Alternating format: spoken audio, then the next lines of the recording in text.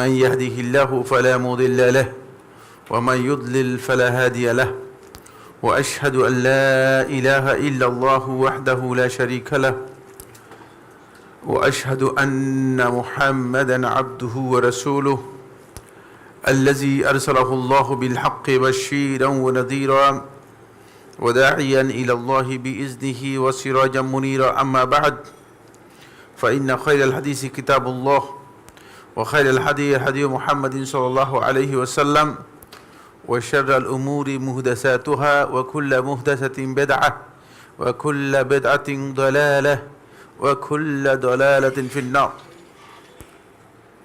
ثم ما بعد قال الله سبحانه وتعالى في كلامه المجيد لقد كان لكم في رسول الله أسوة حسنة وقال سبحانه وتعالى ومن يطع الرسول فقد أطاع الله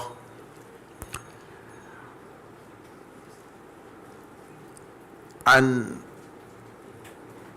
أبي هريرة رضي الله تعالى عنه أنه قال قال رسول الله صلى الله عليه وسلم إن الله لا يرضى عن العبد أن يأكل الأكلة فيحمده عليها أو يشرب الشربة فيحمده عليها أخرجه مسلم في الصحيح সম্মানিত উপস্থিতি, সম্মানিত দিনী ভাই বোন, আমরা আজকের হালাকায় অত্যন্ত গুরুত্বপূর্ণ কিছু বিষয় নিয়ে কথা বলবো, যেগুলো সুন্নাহ, কিন্তু এই সুন্নাহগুলো আমাদের কাছে খুবই অবহেলিত, খুবই ক্ষুদ্র মনে হয় এবং আমরা অমনোযোগিতার কারণে, উদাসীনতার কারণে অনেক ক্ষেত্রেই ছুটে যায়, হারিয়ে যায়। কিন্তু এগুলো হারিয়ে যাওয়াটা আমাদের জন্য কি কি ক্ষতি, কি ভয়ঙ্কর ক্ষতি আছে, সে বিষয়গুলো আজকের আলোচনার মধ্যে আমরা আনব। এর আগে প্রথমে যে বিষয়টি আমি আপনাদের দৃষ্টি আকর্ষণ করব সেটা হচ্ছে বিশেষ করে আহলুস সুন্নাহ ওয়াল জামাতের এই যে একটা পরিধি বা পরিমণ্ডল আছে, এই পরিমণ্ডলের মাঝে যত ইখতিলাফ, যত মতবিরোধ, যত বৈধ মতদ্বৈততা, এমনকি সংঘর্ষ বলেন, বেশিরভাগই সুন্নাহ নিয়ে। রফুল ইয়াদান করবেন কি করবেন না, কারণ দুনিয়ার কোনো আলেম এটাকে ফরজ বলেন নাই, কিন্তু এটা নিয়ে মারপিট, সুন্নাহ নিয়ে মারপিট। পৃথিবীর কোনো আলেম এটাকে ফরজ বলেছেন বা ওয়াজিব বলেছেন জানা নেই, আমার জানা নেই। যদি কেউ বলে থাকেন তিনি ভুল বলেছেন। আমিন জোরে বলবেন না আস্তে বলবেন, এটা সুন্নাহ নিয়ে মারপিট। মসজিদও ভেঙে ফেলতেছে, মসজিদের মধ্যে লোকদেরকে মারতেছে, সুন্নাহ নিয়ে মারপিট। তারাবির সালাতকে 8 রাকাত পড়বেন না 20 রাকাত পড়বেন, মারপিট সুন্নাহ নিয়ে মারপিট। কারণ তারাবির নামাজ নফল নামাজ, একেবারে না পড়লেও আপনি গুনাহগার হবেন না। পৃথিবীর কোনো আলেম বলছেন গুনাহগার হবেন, আমার জানা নেই। কিন্তু মারপিট এই নিয়েই, মারপিট সব এইসব নিয়ে, বুঝতে পেরেছেন? তো যেই সমস্ত বিষয়গুলো নিয়ে মারপিট, সুন্নাহর এই বিষয়গুলো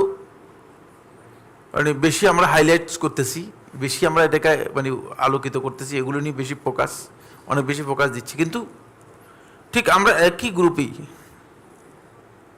অনেকগুলো সুন্নাত আমাদের নিজেদের মধ্যেই আমরা অবহেলা করে সেগুলো ছেড়ে দিচ্ছি, অবহেলা করে সেগুলো ছেড়ে দিচ্ছি।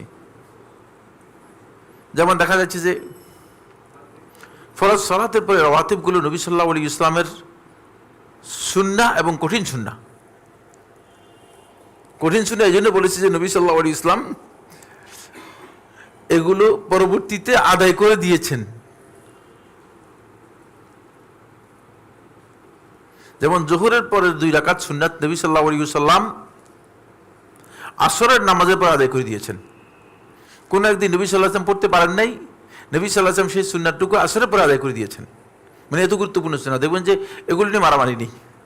আর বেশিরভাগ লোক অবহেলা করে এগুলো ছেড়ে দিচ্ছে, বেশিরভাগ লোক অবহেলা করে এগুলো ছেড়ে দিচ্ছে। এই ধরনের অনেকগুলো সুন্নাহ আছে, বেশিরভাগ লোক অবহেলা করে ছেড়ে দিচ্ছে। সুন্নাহগুলো গুরুত্ব না দেওয়ার কারণে তিনি যে কোন জায়গায় ক্ষতিগ্রস্ত হচ্ছেন সেই বিষয়গুলো আমাদের অনেকে জানা নেই। সুন্নাহ প্রথম বিষয় হচ্ছে এর গুরুত্বের উপর, মানে যেই মানে সুন্নাহর সাথে সম্পৃক্ত হলে, সুন্নাহগুলো পালন করলে ঠিক মতো, একজন ব্যক্তিকে সুন্নাহ আল্লাহ রাব্বুল আলামিনের অমনোযোগিতা থেকে, গাফেল হওয়া থেকে আল্লাহ তা বিরত করে রাখবে। আপনি যে সুন্নাহর সাথে সম্পৃক্ত হন, সুন্নাহগুলো পালন করেন, আপনি গাফেলদের মধ্যে কোনোদিন যাবেন না। আর গাফেল, অমনোযোগী, উদাসীনকে আল্লাহ তাআলা পছন্দ, ভালোবাসেন না। এটা একেবারে কোরআনে বলে দিয়েছেন। এই কারণেই শয়তান সবসময় যে স্পেসটুকু নেওয়ার জন্য চেষ্টা করে, আমাদের কাছ থেকে শয়তান সবসময় যে সুযোগটুকু নেওয়ার জন্য চেষ্টা করে, সেটা হচ্ছে আমাকে যদি গাফেল পায় তাহলেই শয়তান ঢুকতে পারে। কিন্তু যদি গাফেল না পায় তাহলে শয়তান ঢুকতে পারবে কিনা, সামনে এটা আলোচনা আসবে। শয়তান এই জায়গায় অপেক্ষা করে কিভাবে আল্লাহর বান্দাকে গাফেল করা যায়। গাফেল করার পদ্ধতি আর কোনটাই না, সেটা হচ্ছে যদি সুন্নাহ থেকে আপনাকে দূরে সরাতে পারি, গাফেল করতে পারবে। যেমন আপনি উজু করার আগে বিসমিল্লাহ বললেন না, একটা স্পেস শয়তান নিয়ে গেল আপনার। কি স্পেস নিয়েছে? শয়তান উজুর মধ্যে আপনাকে ওয়াসওয়াসা দিতে পারবে। তাহলে এটা আপনার জন্য বড় ক্ষতির কারণ। অনেককে দেখবেন যে যারা ওয়াসওয়াসার রোগে আক্রান্ত রয়েছে, তারা অনেকে আধা ঘন্টা পর্যন্ত উজু করতেছে। তাহলে কি ক্ষতি হয়ে গিয়েছে দেখছেন? এই জন্য যদি কোনো আল্লাহর বান্দা সুন্নাহর অনুসরণ করে, খুব ভালো করে খেয়াল করুন, যদি কোনো আল্লাহর বান্দা সুন্নাহর অনুসরণ করে, তাহলে কোনো অবস্থাতেই আল্লাহ রাব্বুল আলামিন তাকে গাফেল হতে দেবে না, সে গাফেল হবে না। কারণ সুন্নাহর কারণে সে সব সময় আল্লাহ রাব্বুল আলামিন তাকে মানে সব সময় জাকিরিনদের মধ্যে রাখবেন। ইউকতাব বিনা জাকিরিন, যারা জাকিরিন রয়েছে, যারা নিয়মিত আল্লাহ তাআলাকে স্মরণ করেন, তাদের মধ্যে তার নাম এনলিস্টেড হবে, এনরোলড হবে। গাফেলদের মধ্যে হবে না। আপনি গাফলাত থেকে বেঁচে যাবেন। এই জায়গায় সুন্নাহর গুরুত্ব অপরিসীম। সুন্নাহ বললাম আর মনে করলাম যে অসুবিধা নেই, কিছু বাদ গেলেও অসুবিধা নেই, অনেক আমল তো আছে। অনেকে ধারণা হয়েছে যে আমল তো কম নাই, কিছু আমল তো বেশি আছে, তো সুন্নাহ করে একটা বাদ গেলে অসুবিধা কি, এটা এক প্রকারের ধারণা আছে। কিন্তু তিনি জানেন না যে মানে সুন্নাহ থেকে ছুটে গেলে যে কিভাবে গাফেল হয়ে যাবে, আর গাফেল হলে তার কি অবস্থা হবে সামনে এটা আলোচনার মধ্যে আসবে ইনশাআল্লাহ। 2 নম্বর পয়েন্ট, এটা হলো 1 নম্বর পয়েন্ট, সুন্নাহ থেকে, সুন্নাহের গুরুত্বের সাথে খুবই গুরুত্বপূর্ণ বিষয়। 2 নম্বর হচ্ছে আল্লাহর বান্দা, ইমানদার ব্যক্তি যখন তিনি সুন্নাহর অনুসরণ করবেন, সুন্নাহটা মানহায়াতুন লিশ-শায়তান, শয়তানকে কোনোভাবেই আপনার কাছে আসতে দিবে না। শয়তানের ভয়ের জায়গা হচ্ছে এটি। শয়তানকে দূরে রাখার জন্য আপনার শয়তানের ভয়ের জায়গা হচ্ছে সুন্নাহ যদি আপনি অনুসরণ করেন, যেখানেই সুন্নাহ অনুসরণ করবেন আর শয়তান সুযোগ পেল না। ঘরে ঢুকবেন,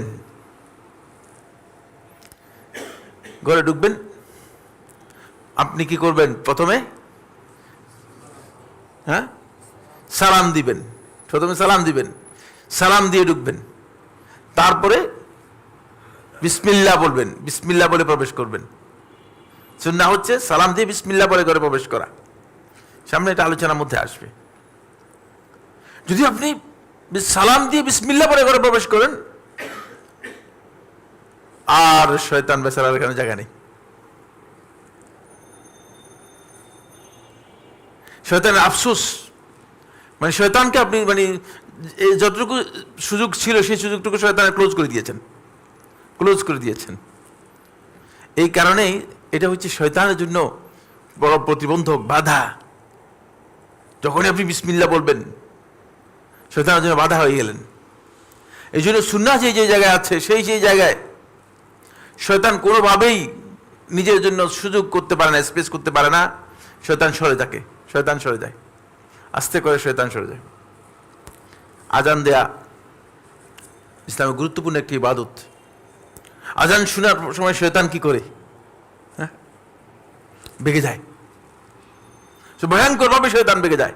কারণ শয়তান আজান এই আলফাজগুলো, আজান এই শব্দগুলো শয়তানের কানে সহ্য করার মতো না, সহ্য করতে পারে না। এগুলো শয়তানের কানে যখন যায়, শয়তান এত বেশি ভয় পায় যে ভয়ে ভাগতে থাকে।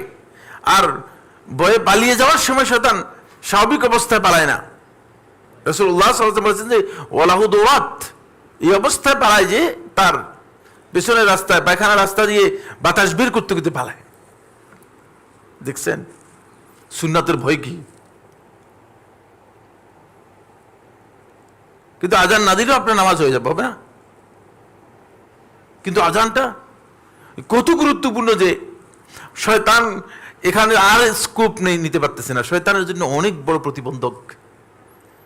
পালিয়ে যাচ্ছে, পালিয়ে যাচ্ছে, শুধু নয় ভয়ে পালিয়ে যাচ্ছে।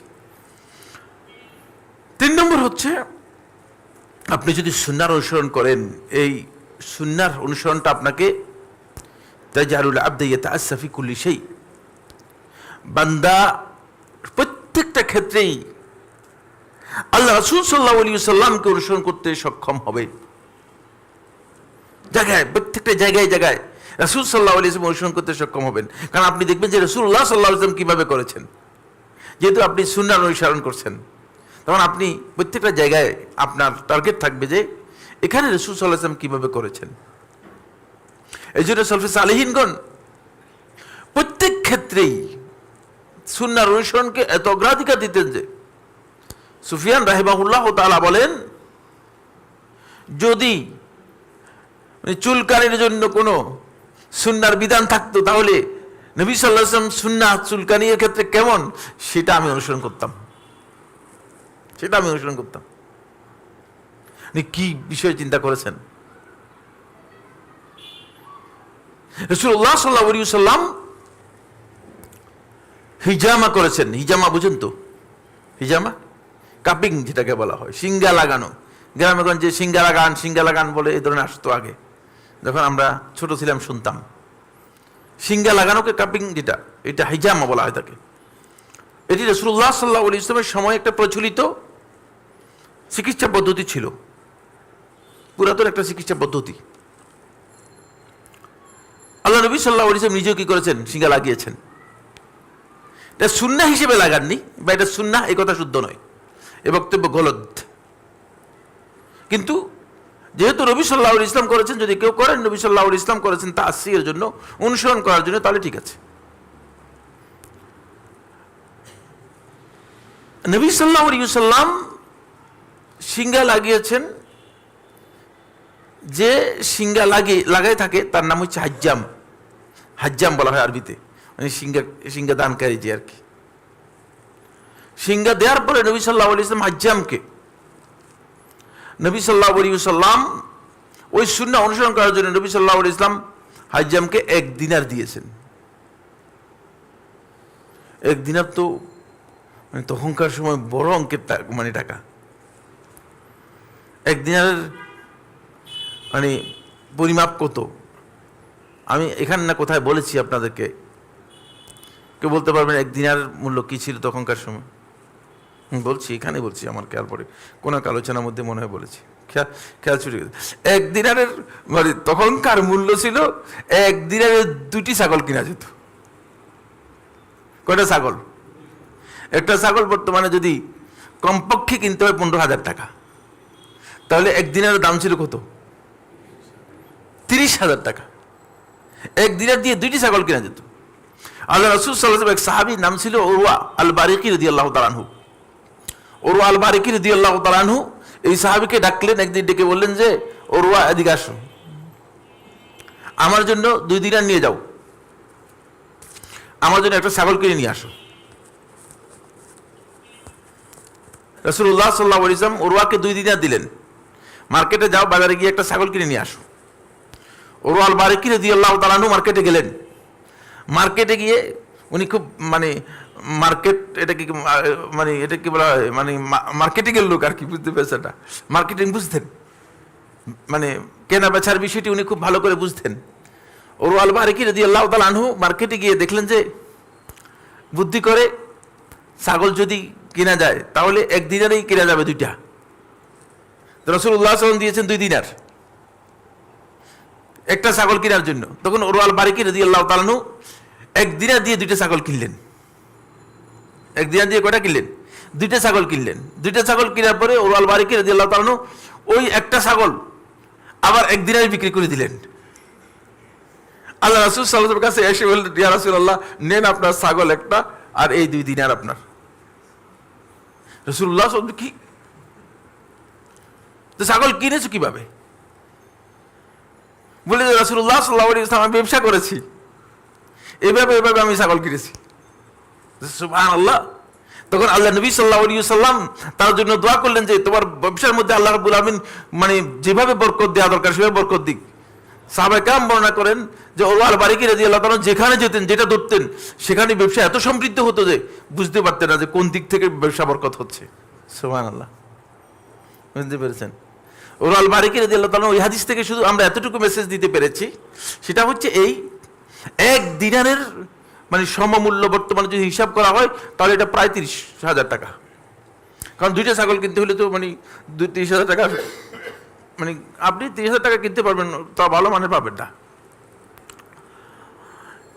এটা কেন বললাম? একজন হাজ্জাম যিনি মানে রাসূলুল্লাহ সাল্লাল্লাহু আলাইহি ওয়াসাল্লামকে হিজামা করেছেন, রাসূলুল্লাহ সাল্লাল্লাহু আলাইহি ওয়াসাল্লামকে মানে কাপিং করেছেন, রাসূলুল্লাহ সাল্লাল্লাহু আলাইহি ওয়াসাল্লাম এই হাজ্জামকে 1 দিনার দিয়েছেন। তখনকার সময় অনেক বড় টাকা দিয়ে দিয়েছেন না, যেহেতু আল্লাহ নবী সাল্লাল্লাহু আলাইহি ওয়াসাল্লাম যখন দিতেন, নবী সাল্লাল্লাহু আলাইহি ওয়াসাল্লাম দেওয়ার সময় উদারতা প্রদর্শন করতেন, কম দিতেন না। নবী সাল্লাল্লাহু আলাইহি ওয়াসাল্লাম সুন্নাহ ছিল এটি। নবী সাল্লাল্লাহু আলাইহি ওয়াসাল্লাম কাউকে দিলে মানে দিতেন, মানে তাকে সন্তুষ্ট করে দিতেন। ফলে নবী সাল্লাল্লাহু আলাইহি ওয়াসাল্লাম তাকে 1 দিনার দিয়েছেন, অনেক বেশি দাম। ইমাম আহমদ ইবনে হাম্বল রাহমাতুল্লাহ বর্ণনা করেন, তিনি বলেন, আমি একদিন হিজামা করলাম। হিজামা করার পরে যেই হিজামা করেছে ওই হিজামাকারী হাজ্জামকে আমিও আল্লাহ রাসূল সাল্লাল্লাহু আলাইহি ওয়াসাল্লাম 1 দিনার দিয়েছে, এই জন্য 1 দিনার দিয়ে দিলাম। দেখছেন মানে সুন্নাহর অনুসরণটাকে প্রত্যেকটা ক্ষেত্রেই সালাফগণ কিভাবে গুরুত্ব দিতেন, প্রত্যেকটা জায়গায় জায়গায় সালাফগণ সুন্নাহর অনুসরণটাকে কিভাবে গুরুত্ব দিতেন। ওই যেহেতু রাসূলুল্লাহ সাল্লাল্লাহু আলাইহি ওয়াসাল্লাম 1 দিনার দিয়েছেন, আর রাসূলুল্লাহ সাল্লাল্লাহু আলাইহি ওয়াসাল্লামের সময় 1 দিনার যখন আহমদ ইবনে হাম্বল রাহমাতুল্লাহি আলাইহি 241 সনে মানে এই সময় 1 দিনারের দামের মধ্যে পার্থক্য, বিশাল পার্থক্য হয়ে গিয়েছে। তারপরেও আহমদ ইবনে হাম্বল রাহমাতুল্লাহি আলাইহি 1 দিনার কি করেছেন? 1 দিনার দিয়েছেন, যেহেতু রাসূলুল্লাহ সাল্লাল্লাহু আলাইহি ওয়াসাল্লাম দিয়েছেন। সেই সুন্নাহর এই অনুসরণ যদি কোনো ব্যক্তি করে তাহলে তিনি দেখবেন যে সুন্নাহর প্রত্যেকটা ক্ষেত্রেই তিনি তালাশ করে বের করবেন যে এখানে আমি কি সুন্নাতের অনুসরণ করতে পারি। কারণ আল্লাহ রাসূল সাল্লাল্লাহু আলাইহি ওয়াসাল্লামের তাআসসি অনুসরণটা তার অন্তরের মধ্যে ভালোবাসার জায়গায় চলে আসবে। যখন রাসূলুল্লাহ সাল্লাল্লাহু আলাইহি ওয়াসাল্লামকে আপনি ভালোবাসার জায়গায় নিয়ে আসবেন, আল্লাহ রাসূল সাল্লাল্লাহু আলাইহি ওয়াসাল্লামের ভালোবাসার জায়গায় যখন নিয়ে আসবেন, তখন আপনার অন্তর চাইবে যে আল্লাহ রাসূল যেটা করেছেন সেটাই আমার কাছে সবচেয়ে ভালো কাজ,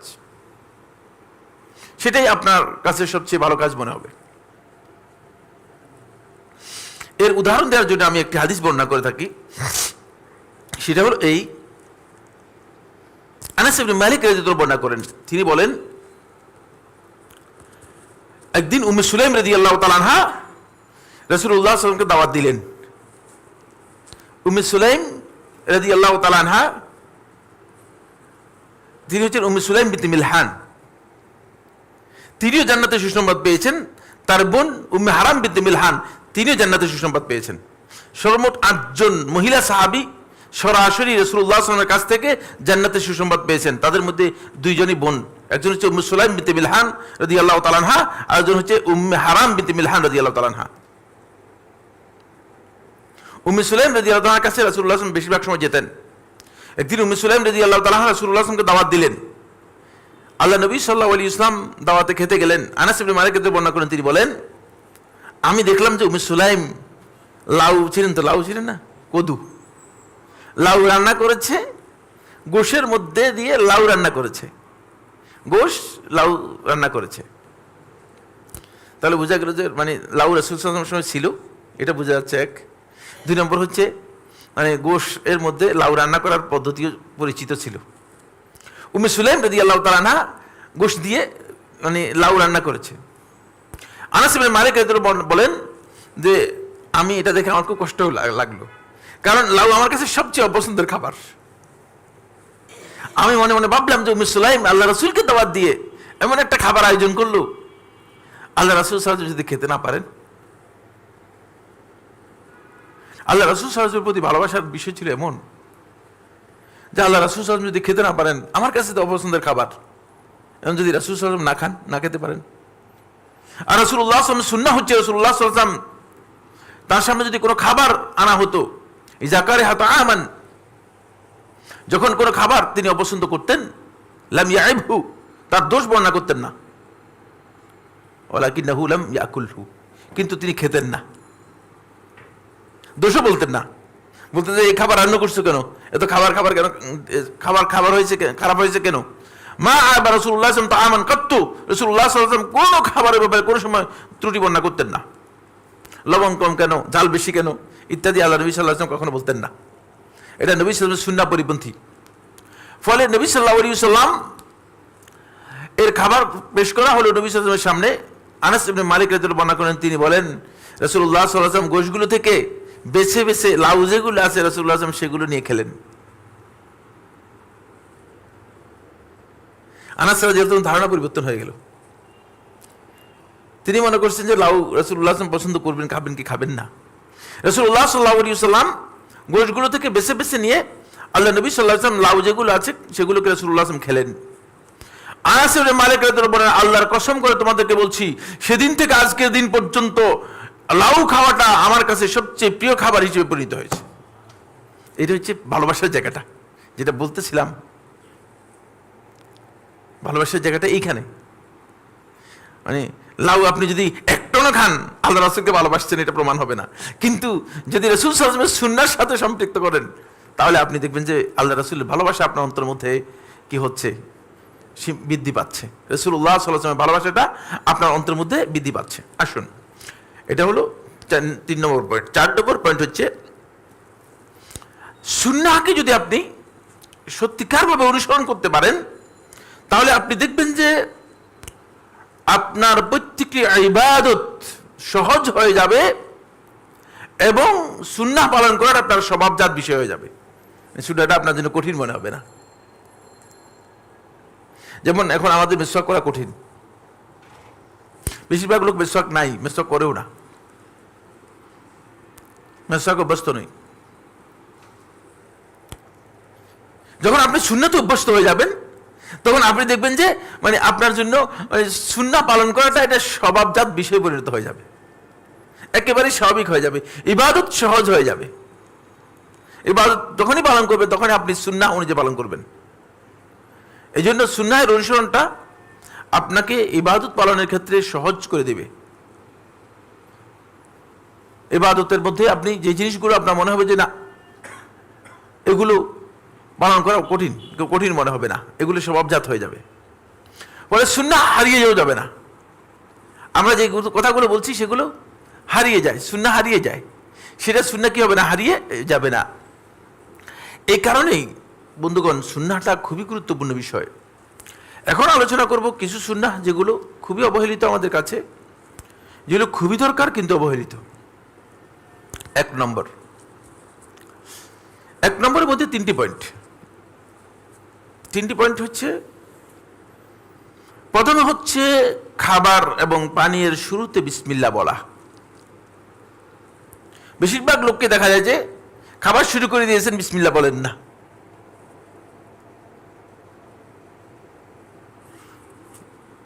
অবহেলা, এটা অবহেলিত সুন্নাহ। হয়তো পানি পান করতেছেন, অথবা দুধ পান করতেছেন, অথবা চা পান করতেছেন, বিসমিল্লাহ বলেন নেই। এরকম ঘটনা ঘটতেছে কিনা না? আমি কি এটাকে আসমান থেকে বললাম না, এখানে বলতেছি, আসলেই এখান থেকে বলতেছি। আপনি এখানে দেখেন, হাতে ধরে দিতে পারবো। বেশিরভাগ লোকের মধ্যে বিসমিল্লাহ তিনি বলেন না, কিন্তু বিসমিল্লাহ না বলার কারণে কি সমস্যা হচ্ছে তার, সেটা সামনে আলোচনার মধ্যে আসবে। সে খুব ইম্পর্টেন্ট বিষয়। খাবারের শুরুতে বিসমিল্লাহ না বলা। সুন্নাহ হচ্ছে আপনি বিসমিল্লাহ দিয়ে শুরু করবেন, কিন্তু আপনি বিসমিল্লাহ বলছেন না, আপনি বিসমিল্লাহ বাদ দিয়ে যাচ্ছেন। এরপরে দ্বিতীয় নম্বর পয়েন্ট হচ্ছে খাবার খাবেন ডান হাত দিয়ে। অনেকে ডান হাত দিয়ে খেলেও বাম হাত দিয়ে চা খান, বাম হাত দিয়ে খাবার নেন, বাম হাত দিয়ে তিনি অন্যান্য কাজ করেন। এটি রাসূলুল্লাহ সাল্লাল্লাহু আলাইহি ওয়াসাল্লামের সুন্নাহ এর অবহেলা। এতে কি কি কাজ, কি কি সমস্যা তৈরি হচ্ছে, আসুন সেদিকে একটু যাই। এটা বোঝার জন্য আমাদের খুব গুরুত্বপূর্ণ বিষয় রয়েছে। প্রথমে আমি আপনার আল্লাহ রাসূল সাল্লাল্লাহু আলাইহি ওয়াসাল্লামের হাদিসটি আপনাদেরকে বলে শোনাই। এই হাদিসটি বর্ণনা করেছেন ওমর ইবনে আবি সালেমা রাদিয়াল্লাহু তাআলা আনহা। ওমর ইবনে আবি সালেমা রাদিয়াল্লাহু তাআলা আনহু এই হলো আনাস বিন মালিক রাদিয়াল্লাহু তাআলার ছোট ভাই। উম্মে সালামা রাদিয়াল্লাহু তাআলা আনহার ছেলে। তিনি বলেন কুনতু ফি হিজরি রাসূলিল্লাহ সাল্লাল্লাহু আলাইহি ওয়াসাল্লাম, আমি আল্লাহ রাসূল সাল্লাল্লাহু আলাইহি ওয়াসাল্লামের ঘরে লালিত পালিত হচ্ছিলাম। কারণ উম্মে সালামা রাদিয়াল্লাহু তাআলা আনহা তিনি আবু সালামা রাদিয়াল্লাহু তাআলা আনহার মৃত্যুর পরে আল্লাহ রাসূল সাল্লাল্লাহু আলাইহি ওয়াসাল্লাম তাকে বিয়ে করেন।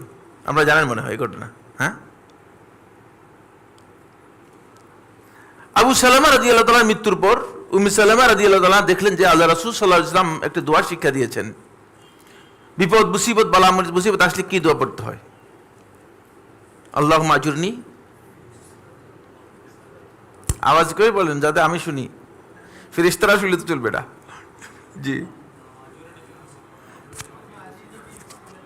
হ্যাঁ, ওয়াখলুফলি খায়রাম মিনহা, ভেরি গুড।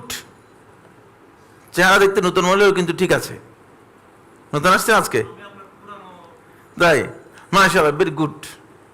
এটা সব সময় মনে রাখবেন, যে কোনো মুসিবতে এটা আল্লাহ তাআলার কাছে দরখাস্ত দিয়ে দিবেন। এটি খুবই গুরুত্বপূর্ণ বিষয়। উম্মে সালামা রাদিয়াল্লাহু তাআলা বলেন আল্লাহ রাসূল সাল্লাল্লাহু আলাইহি ওয়াসাল্লাম যখন আবু সালামা যখন মৃত্যু হয়, তখন আমি আল্লাহ রাসূল সাল্লাল্লাহু আলাইহি ওয়াসাল্লাম যে শিক্ষা দিয়েছেন মুসিবতে এই দোয়া পড়ার জন্য, এই দোয়া পড়লাম আর মনে মনে চিন্তা করলাম। দোয়া হচ্ছে আল্লাহুম্মা আজুরনি ফি মুসিবতি, হে আল্লাহ আমার এই মুসিবতের মধ্যে আমাকে আপনার পক্ষ থেকে উত্তম প্রতিদান দিন। ওয়াখলুফলি, আর আমার জন্য খায়রাম মিনহা, এই মুসিবতের চেয়ে ভালো উত্তম আপনি প্রতিনিধি, উত্তম বিনিময় আমাকে দিয়ে দিন। মানে আমার জন্য উত্তম খলিফা, উত্তম বিনিময় দিয়ে দিন। বলে আমি এই দোয়া করলাম, যেহেতু রাসূলুল্লাহ সাল্লাল্লাহু আলাইহি ওয়াসাল্লাম এই দোয়া শিক্ষা দিয়েছেন। আর আমি মনে মনে চিন্তা করলাম, এই মদিনাতে হিজরত করে আসার পর থেকে আরম্ভ করে আমি উম্মে সালামা আবু সালামার চেয়ে ভালো মানুষ আর একজনকে দেখিনি। মানে আবু সালামার মতো ভালো মানুষ আমি মদিনাতে আর কাউকে দেখি নাই। তিনি প্রথম ব্যক্তি যিনি আল্লাহ রাসূল নির্দেশে হিজরত করে আসেন মদিনায়, আবু সালামা রাদিয়াল্লাহু তাআলা আনহা। আবু সালামার চেয়ে ভালো মানুষ আমি আর আমার চোখে দেখি নাই। আমি মনে মনে চিন্তা করলাম যে আল্লাহর কাছে যে দোয়া করতেছি, এই দোয়াটাকে ভুল হয়ে যাচ্ছে কিনা। ওয়াখলুফলি খায়রাম মিনহা, এই মুসিবতে এর চেয়ে ভালো প্রতিদান, ভালো প্রতিনিধি আমাকে দেন, এর চেয়ে ভালো কিছু আমাকে দেন না। আমি চিন্তা করলাম যে কি ব্যাপার, মানে এই দোয়াটা কি আসলে ভুল হয়ে যাচ্ছে। আবু সালামার থেকে ভালো মানুষ নাই, আমি দেখিনি। যখন আমার ইদ্যত শেষ হলো, তখন আল্লাহ রাসূল সাল্লাল্লাহু আলাইহি ওয়াসাল্লাম লোক পাঠালেন, লোক পাঠিয়ে আমাকে প্রস্তাব দিলেন বিয়ের। তখন আমি বুঝতে পারলাম যে আল্লাহ তাআলার কাছে দোয়া করলে আল্লাহ সুবহানাহু ওয়া তাআলা দোয়া কবুল করেন। কারণ আবু সালামার চেয়ে একজনই ভালো মানুষ আমি দেখেছি, তিনি হচ্ছেন আল্লাহ রাসূল সাল্লাল্লাহু আলাইহি ওয়াসাল্লাম। সুতরাং আমরা আসলে জিনিসগুলোকে খুব ক্ষুদ্র দেখি, এগুলো কিন্তু ক্ষুদ্র নয়, এগুলো ক্ষুদ্র বিষয় নয়, এগুলো অনেক বড় বিষয়। এগুলোকে আমাদেরকে বুঝার চেষ্টা করতে হবে। এই ওমর ইবনে আবি সালামা বলেন কুনতু ফি হিজরি রাসূলিল্লাহ সাল্লাল্লাহু আলাইহি ওয়াসাল্লাম, আমি আল্লাহ রাসূল সাল্লাল্লাহু আলাইহি ওয়াসাল্লামের কোলের মধ্যে ছিলাম, আল্লাহ রাসূল সাল্লাল্লাহু আলাইহি ওয়াসাল্লামের ঘরে লালিত পালিত হচ্ছিলাম। ওয়া কানাত ইয়াদি তাতিশু ফি সাহফা, আর আমার হাত সব সময় খাবারের পাত্র দিলে মানে এটা ধরতাম, ছোট মানুষ তো, এটা এভাবে ধরতাম, মানে হয়তো এখান থেকে কিছু নেওয়ার জন্য চেষ্টা করতাম। কানাত ইয়াদি তাতিশু ফি সাহফা, পাত্রের মধ্যে আমার হাত এই দিক সেদিক যেত সব সময়, একবার এই অংশে কিছু অংশ দিতাম। ফাকাল আলী, আমাকে রাসূলুল্লাহ সাল্লাল্লাহু আলাইহি ওয়াসাল্লাম বলে ইয়া গুলাম, হে কিশোর, সাম্মিল্লাহ, খাবারের পদ্ধতি এরকম না, তাড়াহুড়া করতে নেই। খাবারের পাত্র রাখার পরেই এখান দিয়ে হাত দিয়ে এখান দিয়ে হাত দিয়ে একটু টেনে নিবে না, এরকম পদ্ধতি না। ইয়া গুলাম, হে কিশোর, সাম্মিল্লাহ, প্রথমে আল্লাহর নাম বলবে। ওয়াকুল বিয়ামিনিক, আর খাবার দুই হাত দিয়ে চলবে না, বাম হাত দিয়ে চলবে না, ডান হাত দিয়ে খাবে। ওয়াকুল মিম্মা ইয়ালিক, 3 নম্বর, ওয়াকুল মিম্মা ইয়ালিক, তোমার সামনে যেটা আছে সেখান থেকে খাবে, মানে দুধ থেকে এনে কি করবে না, খাবে না। রাওয়াহুল বুখারী মুসলিম, বুখারী এবং মুসলিমের মধ্যে এই হাদিস এসেছে, বুখারী এবং মুসলিমের মধ্যে এই হাদিস এসেছে। এখানে একটি বিষয় আলোচনা করবো, সেটা হচ্ছে শুধু তাসমিয়ার বিষয়ে আলোচনা করতেছি, তারপরে অন্যগুলো, তাসমিয়া হচ্ছে বিসমিল্লাহ বলার বিষয়টি আলোচনা করতেছি, বাকি বিষয়গুলো পরবর্তীতে আলোচনা আবার ফিরে আসবো, আবার এই জায়গায় ফিরে আসবো। বিসমিল্লাহ আপনি খাবার মধ্যে শুরু করবেন, খাওয়ার মধ্যে বলা শুরু করবেন, বিসমিল্লাহ দিয়ে খাবার শুরু করবেন। কোন বান্দা, আল্লাহর বান্দা যদি বিসমিল্লাহ বলতে খাবারের শুরুতে ভুলে যায় কোনো কারণে, তাহলে সে বিসমিল্লাহ এর পরিবর্তে বিসমিল্লাহি আউয়ালাহু ওয়া আখিরাহু অথবা বিসমিল্লাহি ফি আউয়ালিহি ওয়া আখিরিহি এটা বলবে। এই মর্মে সহিহ হাদিস রয়েছে, আয়েশা রাদিয়াল্লাহু বর্ণনা করেন, তিনি বলেন, ইজা আকালা আহাদুকুম, যখন তোমাদের মধ্যে কোনো ব্যক্তি খাবে, ফালইয়াজকুর ইসমাল্লাহ তাআলা, সে যেন আল্লাহ তাআলার নাম কি করে উচ্চারণ করে, আল্লাহ তাআলার নাম বলে।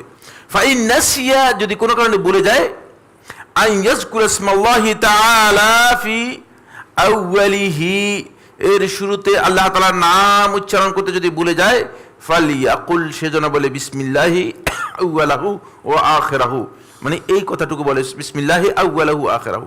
এখান থেকে আমরা বুঝতে পেরেছি যেটা, সেটা হলো এই, আমরা যদি কোনো কারণে বিসমিল্লাহ বলতে ভুলে যাই খাবারের, তাহলে এই সুন্নতের কারণে আমরা যে কথাটুকু বলবো সেটা হচ্ছে বিসমিল্লাহি আউয়ালাহু আখিরাহু।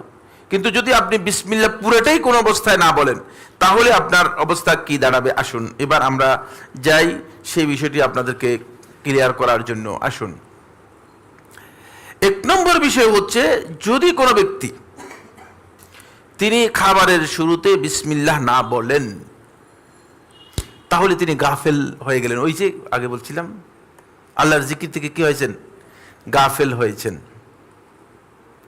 তো আল্লাহর জিকির থেকে যখন গাফেল হয়ে যাবে সেই ব্যক্তি, মানে বিসমিল্লাহ না বলার কারণে, তখন সেখানে শয়তান তার কাছ থেকে একটা স্পেস নিয়ে নিবে। সেটা হলো এই, শয়তান তার খাবারের মধ্যে বাগ বসানোর জন্য চেষ্টা করবে। খাবার এখন শয়তান তার সাথে খাবে, তাহলে আপনি শয়তানকে খাবারের কি করে দিলেন, সুযোগ। দেখছেন, আমি বলেছি অবহেলিত সুন্নত, বিসমিল্লাহ আসলে খুবই ছোট্ট সুন্নত, ঠিক না? কিন্তু এখন সমস্যা কোন জায়গায় দাঁড়াচ্ছে, সেটা হলো এই, আপনার খাবারের মধ্যে শয়তান এসে সরাসরি আপনার সাথে খাচ্ছে। শয়তানকে জায়গা করে দিয়েছেন, শয়তান সুযোগ পেয়ে গিয়েছে, শয়তান আপনার সাথে খাবে। কারণ শয়তান যখন আপনি ইজালাম ইউসাম্মিল মুসলিমু, যখন মুসলিম ব্যক্তি তার খাবারের মধ্যে সে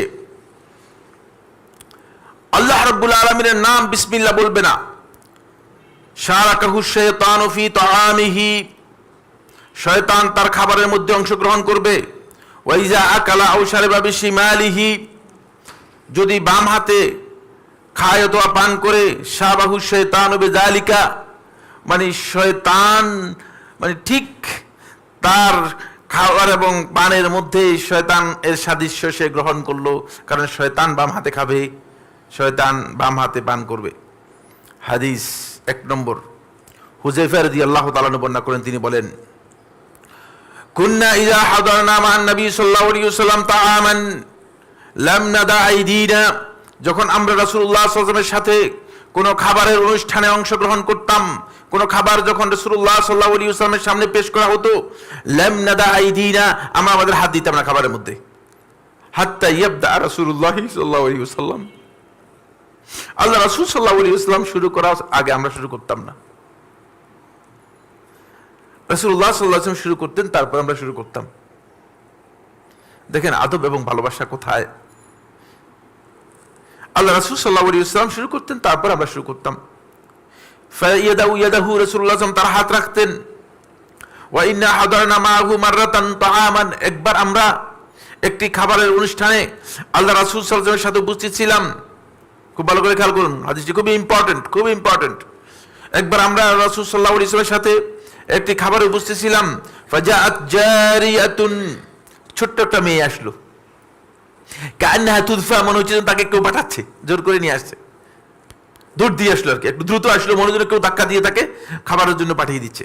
কান্নাহা তুদফা, মনে হচ্ছে তাকে কেউ ধাক্কা দিয়ে খাবারের দিকে নিয়ে আসছে। ফাজাহাবাত লিতাদাইয়াদাহা ফিত তাআম, সে দ্রুত গিয়ে খাবারের মধ্যে হাত দেওয়ার জন্য কি করলো, চেষ্টা করলো, খাবারের মধ্যে হাত রাখার জন্য চেষ্টা করলো। ফাজাহাবাত লিতাদাইয়াদাহা ফিত তাআম ফাআখাযা রাসূলুল্লাহ সাল্লাল্লাহু আলাইহি ওয়াসাল্লাম বিয়াদিহা, আল্লাহ রাসূল সাল্লাল্লাহু আলাইহি ওয়াসাল্লাম তার হাত ধরে ফেললেন। রাসূলুল্লাহ সাল্লাল্লাহু আলাইহি ওয়াসাল্লাম তার হাতটা কি করলেন, আস্তে করে ধরে ফেললেন। রাসূলুল্লাহ সাল্লাল্লাহু আলাইহি ওয়াসাল্লাম যখন হাতটাকে ধরে ফেললেন, রাসূলুল্লাহ সাল্লাল্লাহু আলাইহি ওয়াসাল্লাম তখন আর সে খেতে পারে নাই, খাবারে হাত দিতে পারে নাই। কিন্তু রাসূলুল্লাহ সাল্লাল্লাহু আলাইহি ওয়াসাল্লাম তাকে কঠিন কোনো ব্যবহার করেন নাই। আল্লাহ নবী সাল্লাল্লাহু আলাইহি ওয়াসাল্লামের আদত ছিল না কাউকে কি ধমক দেয়া অথবা কিছু বলা। সুম্মা জাআ আরাবিয়্যুন, এরপর একজন বেদুইন ব্যক্তি এসে উপস্থিত হলো। দেখলাম যে কান্নামা ইউদফা, মনে হচ্ছে যেন কেউ দৌড়াচ্ছে, দৌড় করে আসতেছে। খুব মানে বেদুইন দেখলো যে খাবার যখন উপস্থিত হয়, দেখেন না এখানে আপনি এখন খাবার নিয়ে এখানে জানতো কি অবস্থা দাঁড়ায়। একটা বড় প্লেট নিয়ে গিয়ে সামনে যদি দেখা যায় ফকির বিস্কিট কিভাবে আসে, মনে হচ্ছে যেন কেউ দৌড়াচ্ছে খাবারের জন্য, মানে এখানে খাবার আসে শুনলো কিভাবে, দৌড় দিয়ে আসে। ঠিক একই বক্তব্য হাদিসের মধ্যে এসেছে। ফাকান্নামা ইউদফা, মনে হচ্ছে যেন তাকে কেউ তাড়াচ্ছে। ফাআখাযা বিয়াদিহি, চেষ্টা করছে খাবারের মধ্যে হাত দেওয়ার জন্য। রাসূলুল্লাহ সাল্লাল্লাহু আলাইহি ওয়াসাল্লাম তার হাত ধরে ফেললেন। রাসূলুল্লাহ হাতটাকে একটু আস্তে করে ধরে ফেললেন। ফাকাল রাসূলুল্লাহ সাল্লাল্লাহু আলাইহি ওয়াসাল্লাম, তারপর রাসূলুল্লাহ সাল্লাল্লাহু আলাইহি ওয়াসাল্লাম আমাদেরকে লক্ষ্য করে বললেন, ইন্নাশ শাইতানা ইস্তাহিল্লু তাআম, শয়তান তার জন্য খাবারকে বৈধ করে নেয়, হালাল করে নেয়। আল্লাহ ইউযকার ইসমুল্লাহি আলাইহি, যখন খাবারের মধ্যে আল্লাহ তাআলার নাম উচ্চারণ করা না হয়। দেখছেন, শয়তানের খাবার জায়গাটা করে দিয়েছেন আপনি, অথচ জিনিসটা খুবই ছোট। আজকে আলোচনার মধ্যে মানে যেগুলো আলোচনা হবে সেগুলো হচ্ছে মানে অবহেলিত যে জিনিসগুলো আমাদের কাছে, কিন্তু এগুলো মানে এত গুরুত্বপূর্ণ যে শয়তানের খাবারের জায়গা আপনি করলেন প্রথম কাজ, আল্লাহ তাআলার নাম নেওয়ার কারণে। এরপর রাসূলুল্লাহ সাল্লাল্লাহু আলাইহি ওয়াসাল্লাম কি বলতেছে দেখেন, ওয়া ইন্নাহু জাআ বিহাযিহিল জারিয়াতে, এই শয়তান প্রথমেই এই ছোট মেয়েটাকে নিয়ে আসছে লিয়াস্তাহিল্লা বিহা, খাবারটা হালাল করার জন্য। সে যদি হাত দিয়ে দিত তাহলে হালাল হয়ে যেত শয়তানের জন্য। শয়তান স্কোপ নেওয়ার জন্য, চান্স নেওয়ার জন্য, বুঝলেন, শয়তান এই খাবারের মধ্যে সুযোগ নেওয়ার জন্য প্রথমে নিয়ে এসেছে এই মেয়েটাকে। রাসূলুল্লাহ সাল্লাল্লাহু আলাইহি ওয়াসাল্লাম বলতেছেন না, সাইফুল্লাহ নিজের তৈরি করা বক্তব্য নয়, খেলা হাদিস, পুরাটাই হাদিস, এতটুকু বুঝতে সবটাই হাদিস। ওয়া ইন্নাহু জাআ বিহাযিহিল জারিয়াতে, এই মেয়েটাকে নিয়ে এসেছে শয়তান লিয়াস্তাহিল্লা বিহা, খাবারটাকে হালাল করে। ফাআখাযতু বিয়াদিহা, আমি তার হাত ধরে ফেলছি। ফাজাআ বিহাযাল আরাবি, তারপরে এই বেদুইনকে নিয়ে এসেছে লিয়াস্তাহিল্লা বিহি, তার মাধ্যমে খাবারকে হালাল করার জন্য। ফাআখাযতু বিয়াদিহি, আমি তার হাতে ধরে ফেলেছি। ওয়াল্লাযী নাফসি বিয়াদিহি, আল্লাহর কসম করে বলছি, সেই সত্তার কসম করে বলছি যার হাতে আমার জীবন রয়েছে, ইন্না ইয়াদাহু ফি ইয়াদি মা ইয়াদিহা, এই মেয়ে এর মানে হাত এবং এই শয়তানের হাত, দুইজনের হাত আমার হাতের মধ্যে। আপনি কি বুঝলেন? যে কোনো একজন এখান থেকে একটা ফায়দা বলেন। কি বুঝলাম? কি বুঝলাম এখান থেকে? আচ্ছা, তো এটা তো হাদিসের বক্তব্য, যেটা আমি অনুবাদ করছি এটা তো বুঝলাম না, এটা তো অনুবাদের বাইরে কি বুঝলাম? হ্যাঁ, সেটা না না বিসমিল্লাহ না বলার কারণ তো এটা তো হাদিস, আমি অনুবাদ করে দিয়েছি, যেটা অনুবাদ সেটা নয়। অনুবাদ তো এখানে বুঝেছি যেটা, সেটা হলো এই মানে শয়তান সরাসরি খাবারে অংশগ্রহণ করে, মানে শয়তান খায়, এটা রূপক্ষর অর্থ নয়, এটা বরং সরাসরি শয়তান খায়, শয়তান এসে সরাসরি খাবারের মধ্যে অংশগ্রহণ করে। কারণ এই হাতের মধ্যে রাসূলুল্লাহ সাল্লাল্লাহু আলাইহি ওয়াসাল্লাম বলতে যে শয়তানের হাত ছিল, শয়তানই মূলত কি করেছে, চেষ্টা করেছে যে বিসমিল্লাহ না বলেই, যখন আপনি খুব ভালো করে খেয়াল করুন, যখন আপনি বিসমিল্লাহ না বলে খাবারের মধ্যে হাত দিবেন, তাহলে আপনি বুঝবেন যে শয়তান আপনাকে খাবারের মধ্যে হাত দিয়ে শয়তান এটাকে হালাল করেছে। কার মাধ্যমে করেছে? আমার মাধ্যমে করেছে। দেখছেন জিনিসটা? ওই জন্য বলছি যে অবহেলিত সুন্নত, কিন্তু এই বিষয়গুলো জানার খুবই জরুরি, খুবই জরুরি। আপনি পানি পান করতেছেন, বিসমিল্লাহ না বলে, শয়তান সেখানে এসে আপনার সাথে পান করতেছে। আপনি চা কফি পান করতেছেন, বিসমিল্লাহ না বলে, আর তাই হচ্ছে। শয়তান আপনার সাথে এই আপনার পানের মধ্যে শেয়ার করতেছে, শয়তান আপনার সাথে শেয়ার করতেছে। আসেন পরের হাদিস, খুবই গুরুত্বপূর্ণ, 2 নম্বর হাদিস। আর আব্দুল্লাহ ইবনে উমর রাদিয়াল্লাহু তাআলা আনহুমা আন্নাহু قال, আব্দুল্লাহ ইবনে উমর যত বর্ণনা করেন তিনি বলেন, আন্না রাসূলুল্লাহ সাল্লাল্লাহু আলাইহি ওয়াসাল্লাম قال, রাসূলুল্লাহ সাল্লাল্লাহু আলাইহি ওয়াসাল্লাম বলেছেন, লা ইয়াকুলান্না আহাদুম মিনকুম বিশিমালিহি, তোমাদের মধ্যে কোনো ব্যক্তি, না এটা বাম হাতের সাথে সম্পৃক্ত হাদিস, এটা সামনে আলোচনার মধ্যে আসবে, এরপরে যে পয়েন্টটি নিয়ে আমরা আলোচনা করব সেটা হচ্ছে, প্রথমেই তো শয়তান আপনাকে কি করবে, আপনাকে খাবারের বিসমিল্লাহ আপনার বুলিয়ে দিবে। তো খাবারের বিসমিল্লাহ যখন বুলিয়ে দিবে শয়তান, তখন আপনার খাবারের মধ্যে নিজেই কি করবে, অংশগ্রহণ করবে, খাবারের মধ্যে নিজেই অংশগ্রহণ করবে। শয়তান যখন আপনার খাবারের মধ্যে অংশগ্রহণ করবে, তখন শয়তান চেষ্টা করবে যে খাবার থেকে 2টি জিনিস উঠিয়ে নেওয়ার জন্য। 1 নম্বর হচ্ছে আপনার খাবার থেকে বরকতটা কিভাবে সরাই নেওয়া যায়। আপনার খাবার থেকে বরকত যখন সরাই নিবে, তখন আপনি খাবার বেশি খাবেন, কিন্তু আপনি পরিতৃপ্ত হবেন না। এই জন্য আমরা বেশি খাচ্ছি। বুঝতে পেরেছেন না? কথাটা কি বুঝতে পেরেছেন? মানে শয়তান যখন খাবার থেকে বরকত উঠিয়ে নিবে, এই পলিসির মাধ্যমে শয়তান যখন আপনার সাথে খাবে, তখন খাবার তো মানে শয়তান তো বরকত খেয়ে ফেলতেছে। শয়তান তো বরকত কি জিনিস শয়তান দেখে, বরকত কোন জায়গায় আছে সেটা শয়তান বুঝতে পারে। বরকতের জায়গাটুকু যখন শয়তান দখল করে নিয়েছে, তখন আপনি খাবার বেশি খাবেন, আপনি পরিতৃপ্ত হবেন না। এই কারণে আমাদের মধ্যে আমরা অনেকেই খাবার বেশি খাই, বলে এত খেলাম কিন্তু খাবারটা মানে কেমন জানি মজা লাগলো না, মজা না, বরকতই নেই খাবারের মধ্যে, কারণ যে পরিতৃপ্ত হওয়ার মতো অবস্থা নেই। যেহেতু শয়তান আপনার সাথে কি করেছে, খাবারের মধ্যে অংশগ্রহণ করেছে, তখন আপনি দেখবেন যে আপনার বরকতটুকু শয়তান কি করেছে, শয়তান নিয়ে এসেছে।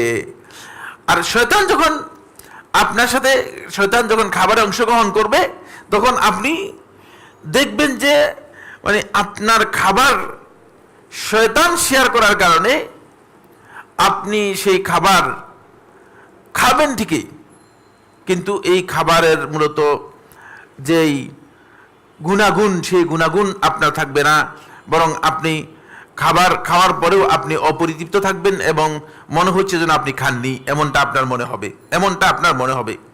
ফলে এই হাদিস থেকে আমরা প্রথম জিনিসটা যেটা বুঝতে পেরেছি সেটা হচ্ছে, শয়তান আমাদের সাথে যখন বিসমিল্লাহ আমরা বলবো না, তখন শয়তান আমাদের সাথে কি করবে, খাবারে অংশগ্রহণ করবে এবং শয়তান আমাদের সাথে খাবে।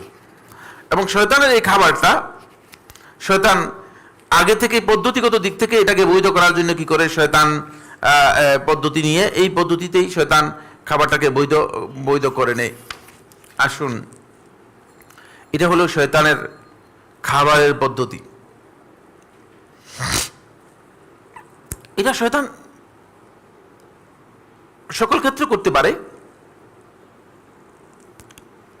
কিন্তু ঘরের মধ্যে প্রবেশ করার জন্য শয়তান আপনাকে অন্য পদ্ধতি অনুসরণ করে থাকে। আপনি যখন ঘরের মধ্যে প্রবেশ করবেন, তখন শয়তান আপনাকে ঘরের মধ্যে ঢুকার জন্য, শয়তান আপনাকে ঘরে ঢুকার সময় বিসমিল্লাহটা আপনার ভুলে দিবে। আপনি দেখবেন যে বিসমিল্লাহ বলে আপনি ঘরে ঢুকার কথা ছিল, সেই বিসমিল্লাহ আপনি বলে ঘরে ঢুকতে পারেন নাই। আপনাকে শয়তান কি করেছে, বিসমিল্লাহটা আপনাকে ভুলিয়ে দিয়েছে। যখন আপনাকে বিসমিল্লাহটা করে শয়তান ভুলিয়ে দিবে, তখন আপনি দেখবেন যে মানে শয়তান আপনার সাথে কি করেছে, মানে ঘরেও আপনার সাথে শয়তান প্রবেশ করেছে এবং শয়তান চেষ্টা করেছে যে এই ঘরের মধ্যে প্রবেশ করে শয়তান আপনার সাথে থাকার জন্য এবং খাবার জন্য। এই মর্মে রাসূলুল্লাহ সাল্লাল্লাহু আলাইহি ওয়াসাল্লামের হাদিস রয়েছে। বিসমিল্লাহের সাথে সম্পৃক্ত অত্যন্ত গুরুত্বপূর্ণ কয়েকটি হাদিস আমি আপনাদের সামনে তুলে ধরার জন্য চেষ্টা করব, যেটি আল্লাহ নবী সাল্লাল্লাহু আলাইহি ওয়াসাল্লাম আমাদেরকে আগে থেকেই জানিয়ে গেছেন। 1 মিনিট।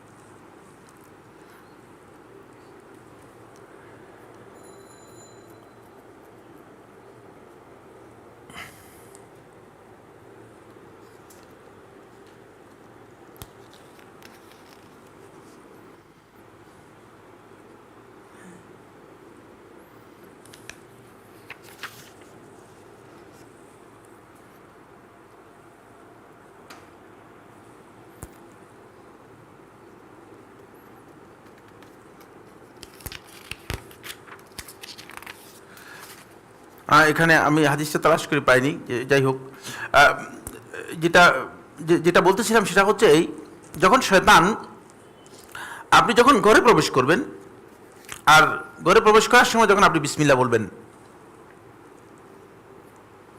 তখন শয়তান বলবে যে বিসমিল্লাহ বলার সাথে সাথে শয়তান লা মাবিতা লাকুমুল ইয়াউম, আজকে আর তোমাদেরকে এই ঘরে থাকার কোনো সুযোগ নেই। কারণ শয়তান আর স্পেস পাবে না ঘরে থাকার জন্য, শয়তানের সুযোগ। শয়তান মানুষের সাথে যেমন খায়, ঠিক মানুষের সাথে সাথে তেমন ঘুমায়, মানুষের সাথে ঘরে প্রবেশ করে।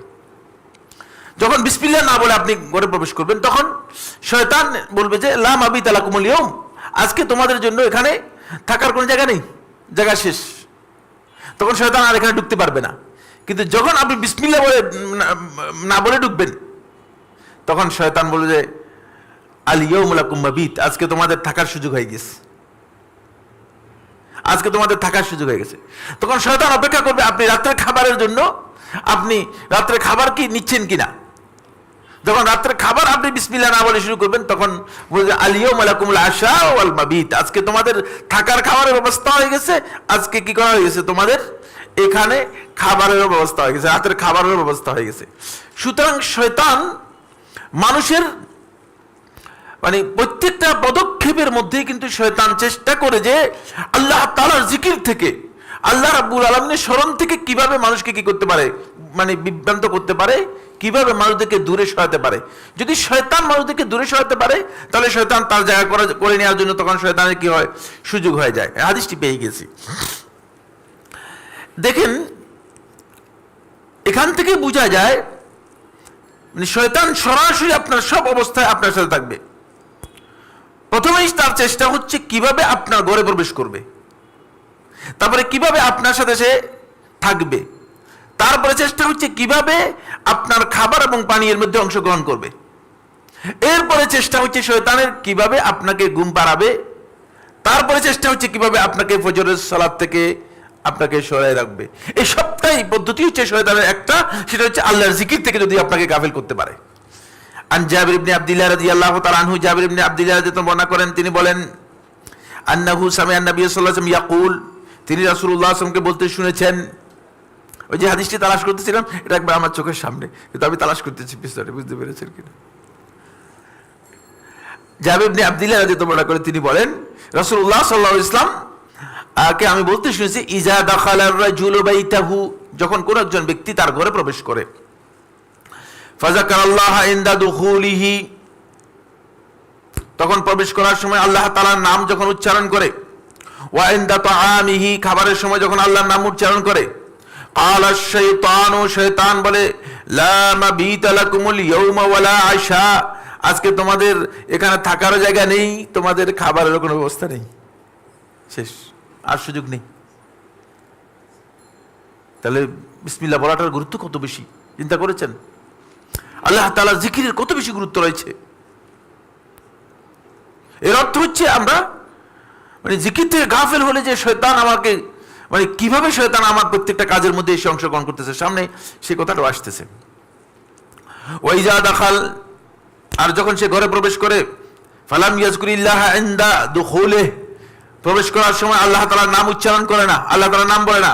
ক্বালা শাইতানু, শয়তান বলে থাকে আদরাকতুমুল মাবিত, চান্স, থাকার ব্যবস্থা হয়ে গেছে, তোমরা এখন থাকার সুযোগ পেয়ে গিয়েছো। আদরাকতুমুল মাবিত, তোমাদের রাত্রি যাপনের ব্যবস্থা হয়েছে। ওয়াইজা লাম ইয়াজকুরিল্লাহ ইনদা তাআমিহি, যখন খাবারের সময় আল্লাহ তাআলার নাম উচ্চারণ না করে, ক্বালা আদরাকতুমুল মাবিত ওয়াল আশা, রাত্রে থাকার ব্যবস্থা হয়ে গিয়েছে, খাবারের ব্যবস্থা হয়ে গেছে, থাকা এবং খাবার দুটা কি ব্যবস্থা হয়ে গেছে। যখন থাকা এবং খাবার দুটার ব্যবস্থা হয়ে যায় শয়তানের, তখন শয়তান এবার আপনাকে চেষ্টা করে থাকে যেটা, সেটা হলো এই, আপনাকে কিভাবে শয়তান ঘুম পাড়িয়ে রাখবে এবং ঘুম পাড়িয়ে আপনাকে সালাত থেকে আপনাকে কি করবে, বঞ্চিত করবে। আর এটা হচ্ছে শয়তানের আরেকটি কাজ, শয়তানের আরেকটি কাজ। এখানে জাবির ইবনে আব্দুল্লাহ বর্ণিত হাদিসের মধ্যে এই বিষয়ে আরেকটি হাদিসের মধ্যে বিষয়টি আরো একটু ক্লিয়ার করা হয়েছে, যেটা আমাদের সকলেরই জানা থাকা দরকার। সেটা হলো এই জাবের রাদিয়াল্লাহু বর্ণনা করেন, তিনি বলেন সামিতু নবী সাল্লাল্লাহু আলাইহি ওয়াসাল্লাম ইয়াকুল, আমি রাসূলুল্লাহ সাল্লাল্লাহু আলাইহি ওয়াসাল্লাম বলতে শুনেছি, ইন্না শাইতানা ইয়াহদুরু আহাদাকুম ইনদা কুল্লি শাইইন মিন শা'নিহি, তোমাদের প্রত্যেকটা মানুষের কাছে, প্রত্যেকটা মানুষের যত কাজ আছে, প্রত্যেকটা কাজের সময় শয়তান এসে উপস্থিত হয়। দেখলেন? একদিন দেখছেন না? একদিনও দেখেন নাই, দেখছেন? একদিনও তো আপনি শয়তানকে দেখেন নাই, কিন্তু আল্লাহ রাসূল সাল্লাল্লাহু আলাইহি ওয়াসাল্লাম যেটা বলছেন এটাই হচ্ছে হক। কারণ এর আগে রাসূলুল্লাহ সাল্লাল্লাহু আলাইহি ওয়াসাল্লাম হাদিসটা আমি বলেছি যে খাবারের মধ্যে রাসূলুল্লাহ সাল্লাল্লাহু আলাইহি ওয়াসাল্লাম ধরে ফেলছে শয়তানকে। মানে প্রত্যেকটা কাজের মধ্যে ইন্না শাইতানা ইয়াহদুরু আহাদাকুম, শয়তান উপস্থিত হয় তোমাদের প্রত্যেকটা মানুষের, ইনদা কুল্লি শাইইন মিন শা'নিহি, তার প্রত্যেকটা কাজের মধ্যেই, হাত্তা ইয়াহদুরুহু ইনদা তাআমিহি, এমনকি তার খাবারের সময় উপস্থিত হয়। ফাইজা সাকাতাত মিন আহাদিকুমুল লুকমা, যখন তোমাদের কারো একটা খাবার, একটা লুকমা যখন তার কি হয়ে যায়, আস্তে করে ছুটে পড়ে যায়, স্বাভাবিক হতে পারে, খাবারের একটা লুকমা, খাবারের একটা অংশ, একটা গোশ ছিটে পড়ে যেতে পারে। ফালিউমিত মা কানা বিহা মিন আযান, যদি এর মধ্যে কোনো কিছু ময়লা লেগে যায় তাহলে সেই জন্য সেটা দূর করে নেয়, সেটা দূর করে নেয়। সুম্মালি আকুলহা, তারপরে সেই জন্য সেটা খেয়ে ফেলে। শয়তানের জন্য ছেড়ে দিতে পারবেন না, কারণ শয়তান তো উপস্থিত আছে, বুঝতে পারছেন? মানে আপনি ওই বিসমিল্লাহ বলার কারণে, খুব ভালো করে খেয়াল করুন, বিসমিল্লাহ বলার কারণে আপনার খাবারকে হালাল করতে পারে নাই। বিসমিল্লাহ বলার কারণে আপনার খাবারকে কি করতে পারে নাই? হালাল করতে পারে নাই। এখন কিভাবে হালাল করবে? শয়তান অপেক্ষা করতেছে। এখন হালাল করার পদ্ধতিতে যদি কোনো কারণে খুঁট নিচে পড়ে যায় তাহলে সেখান থেকে হালাল করে নিবে। সুবহানাল্লাহ, একেবারে আল্লাহ রাসূল সাল্লাল্লাহু আলাইহি ওয়াসাল্লাম বিষয়গুলো ক্লিয়ার করে গেছেন। সে যেন নিচে পড়ে গেলে সেটাও কি করে শয়তানকে চান্স না দেয়। কারণ কি? শয়তানকে চান্স দিবেন না কেন? বলে নিচে পড়ে গেছে, অসুবিধা কি? এটা আমি খাবো না, আমি খেলাম না। কিন্তু না, রাসূলুল্লাহ সাল্লাল্লাহু আলাইহি ওয়াসাল্লাম ক্লিয়ার করে দিচ্ছেন সে যেন সেটা খেয়ে নেয়। কেন? ওয়ালা ইয়াদা আলী শয়তান, শয়তানের জন্য এই খাবার যেন না রাখে। ওয়ালা ইয়াদা আলী শয়তান, এই শয়তানের জন্য এই খাবার যেন না রাখে। ফাইজা ফারাগা, কারণ শয়তানের জন্য রেখে দিলে যেটা হবে সেটা হচ্ছে এই, আপনি জানেন না যে খাবারের বরকত কিসের মধ্যে রয়েছে, খাবারের বরকত কোন জায়গায় আছে আপনি জানেন না। হতে পারে যে যেটা পড়ে গিয়েছে সেটার মধ্যে বরকত আছে, শয়তান সেটা আপনার খেয়ে ফেলবে, তখন বরকতটুকু আপনার কি হয়ে যাবে? নষ্ট হয়ে যাবে, তখন বরকতটুকু আপনার নষ্ট হয়ে যাবে। ফাইজা ফারাগা, আর যখন খাবার থেকে সে অবসর হবে, ফালইয়ালআক আসাবিআহু, সে যেন তার আঙ্গুলগুলো চেটে খায়। আঙ্গুলের মধ্যে যদি কিছু খাবার থেকে যায়, আঙ্গুলগুলো কি করে? চেটে খায়। ফাইন্নাহু লা ইয়াদরি ফি আইয়ি তাআমিহি তাকুনুল বারাকা, কারণ সে জানে না তার খাবারের কোন অংশের মধ্যে বারাকা রয়েছে। কারণ বারাকা যদি খাবারের আপনার বারাকা সহ খেতে না পারেন তাহলে আপনি খাবারের পরিতৃপ্তি লাভ করতে পারবেন না, খাবার বেশি খেয়ে ফেলবেন। আর খাবার বেশি খেলে মানুষের কি হয়? ক্ষতি হয়, মানুষের ক্ষতি হয়, অলস হয়ে যায়, ইবাদত থেকে সরে যায়। এবং শয়তান চায় যে আল্লাহর বান্দাদেরকে বেশি খাওয়ানোর জন্য, শয়তান চাওয়া হচ্ছে আল্লাহর বান্দাদেরকে, শয়তান ইচ্ছা করে যে শয়তান যাতে বেশি খাওয়াতে পারে। আর বেশি খাওয়ার পদ্ধতি হচ্ছে শয়তানের এই পদ্ধতি, শয়তান খাওয়ায়। এই হাদিস থেকে মোল্লা আলী কারি রাহিমাহুল্লাহ তাআলা তিনি বলেন, এই হাদিস থেকে স্পষ্ট করে বোঝা যায় যে একজন ব্যক্তি ইয়াজিদু শাইতানা হারিসান ফি আলা মুশারাকাতিহিল ইনসান, আলা মুশারাকাতিল ইনসান ফি কুল্লি উমুরিহি, শয়তানকে সে পাবে তার প্রত্যেকটি কাজের মধ্যে শয়তান অংশগ্রহণ করার জন্য আগ্রহী হয়ে থাকে। ওয়া ইউফসিদু আলাইহি কাসীরাম মিন শা'নিহি, এবং তার অনেক কাজকেই সে ব্যাহত করার জন্য, সেটাকে ক্ষতিগ্রস্ত করার জন্য চেষ্টা করে। ফলে শয়তান সব সময় চেষ্টা করে যে মানে কোনো না কোনো পদ্ধতিতে যাতে করে সুন্নাহ থেকে কোনোভাবে আপনাকে সরাতে পারলেই শয়তানের সুযোগটা হয়ে যায়, শয়তানের কি হয়ে যায়? সুযোগটা হয়ে যায়। ফলে শয়তান চায় যে আপনাকে সুন্নাহ থেকে সরিয়ে শয়তান আপনাকে এই কাজে লাগানোর জন্য, এই কাজে লাগানোর জন্য। এবার আসুন, এখন তো আপনার ঘরের মধ্যে শয়তান বিসমিল্লাহ না বলার কারণে আপনার ঘরের মধ্যে শয়তান কি হয়ে গেল? ঢুকে গেল। যখন ঘরের মধ্যে শয়তান আপনার ঢুকে যাবে তখন আপনাকে শয়তান সর্বোচ্চ যে চেষ্টাটুকু করবে সেটা হচ্ছে এই, শয়তান চাইবে যে কোনো না কোনোভাবে আপনাকে শয়তানের অধীনস্থ করে রাখার জন্য, শয়তানের অধীনস্থ করে রাখার জন্য, যাতে আপনি শেষ পর্যন্ত কি করেন? ঘুমিয়ে থাকতে পারেন, শেষ পর্যন্ত আপনি উঠতে না পারেন।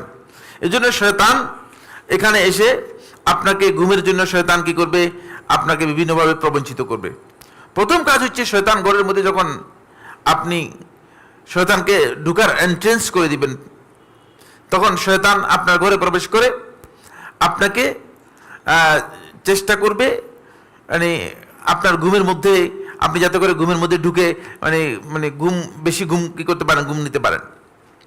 এখানে শয়তানের ঘুমের মধ্যে কিছু কাজ আছে, ঘুম বাড়ানোর জন্য শয়তানের কিছু কাজ আছে। ঘুমের মধ্যে যে কাজটুকু শয়তান রয়েছে সেটা হচ্ছে এই, শয়তান ইয়াকিদু লিল ইনসানি সালাসা উকাদ, শয়তান মানুষের জন্য তিনটা কি করে মানুষের মধ্যে, মানুষের চুলের উপর তিনটা গিরা দিয়ে দেয়। আর প্রত্যেকটা গিরার মধ্যে শয়তানের একটা মন্ত্র হচ্ছে, সেটা হলো এই যে তুমি ঘুমাও, রাত আছে, এখনো তুমি ঘুমাও, তোমার রাত আছে। শয়তান যখন এইভাবে তিনটা গিরা দিয়ে দেয়, তখন ওই ব্যক্তি কি করে, ওই ব্যক্তি মানে সে ঘুমিয়ে পড়ে। আর এমনভাবে শয়তান তাকে ঘুমের ঘরে নিয়ে যায় যে শয়তান, রাসূলুল্লাহ সাল্লাল্লাহু আলাইহি ওয়াসাল্লাম বলেছেন যে শয়তান তাকে ঘুমের মধ্যে তার কানের মধ্যে এসে শয়তান কি করে দেয়, পেশাব করে দেয়। ফলে ওই ব্যক্তি শয়তানের কারণে সে ফজরের সালাত পর্যন্ত আর উঠতে পারে না। যখন ফজরের সালাত হয়, ফজরের সালাত শেষ হওয়ার পরে তখন সেই ব্যক্তি যখন উঠে, তখন ইয়াস্তাইকিযু খাবিসান নাফসি, তখন সে ঘুম থেকে জাগ্রত হয়। তখন মানসিকভাবে, আত্মিকভাবে সে খুবই দুর্বল এবং অস্বস্তির মধ্যে থাকে। আপনি দেখবেন যে অনেক লোককেই দেখবেন যে সুন্দরভাবে, সুস্থ সুন্দর ভালোভাবেই সে ঘুমিয়েছে, মানে ঘুমের মধ্যে যখন গিয়েছে তখন তার ঘুমের ব্যাপারে তার কি নেই, কোনো সমস্যা ছিল না, অসুস্থও ছিল না। কিন্তু কতক্ষণ পরে ঘুম থেকে যখন আপনি উঠে বলতেছে ভাই আজকে তো শরীরটা খারাপ, সকালবেলায় উঠতে পারে না, হয়তো ফজরের সালাতে উঠতে পারে না, অথবা মানে সকালবেলায় যেভাবে উঠার কথা ছিল সেভাবে উঠতে পারে না। তার কারণ হচ্ছে শয়তান এসে তাকে কি করে, তাকে ঘুম পাড়িয়ে রাখে। এবং এই সুযোগটুকু তখনই সম্ভব যখন শয়তান আপনার সাথে ঘুমাতে আসবে, শয়তান আপনার সাথে ঘুমের চান্সটুকু পেয়ে যাবে। আর সেটা কখন সম্ভব হবে শয়তানের জন্য? তখনই সম্ভব হবে যখন আপনি শয়তানকে ঘরে প্রবেশ করার সুযোগ করে দিবেন। এই কারণে বিসমিল্লাহ বলার বিষয়টি অত্যন্ত গুরুত্বপূর্ণ।